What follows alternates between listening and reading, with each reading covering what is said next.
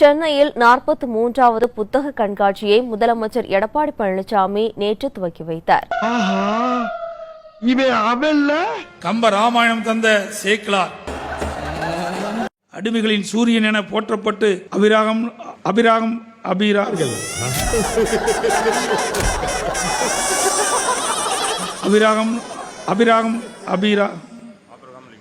Lincoln Abdul கலாமா. ஐயோ பாவம், அவரே கன்ஃபியூஸ் ஆயிட்டாரம்மா. காலையில விசாரி பாப்போ சாஹிப் கடவுளே கடவுளே கடவுளே கடவுளே கடவுளே கடவுளே கடவுளே. நமது தேச தந்தை மகாத்மா காந்தி அவர்கள் தனது வாழ்க்கையை திரும்பி போட்ட புத்தகம் என ஜான்ஸ் ரஸ்கின் அவர்கள் எழுதிய அன்டு திஸ் லாஸ்ட் என்னும் புத்தகத்தை குறிப்பிட்டதோடு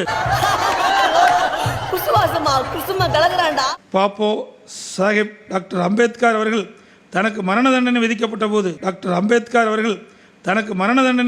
போது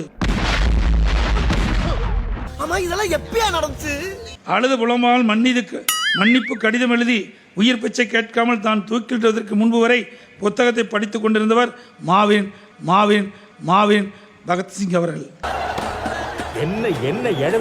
மனிதன் மிகச்சிறந்த வாய்ப்புகளை பெற வேண்டுமெனில் புத்தக வாசிப்பை அனுதினம் சுவாசிப்பாக மாற்றி அமைத்துக் கொள்ள வேண்டும்.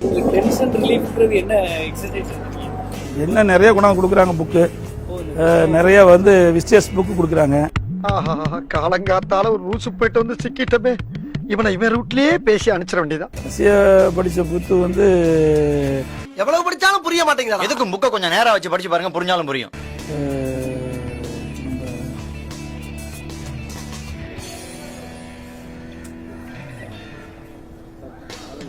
உள்ள வச்சிருக்கிறேன்.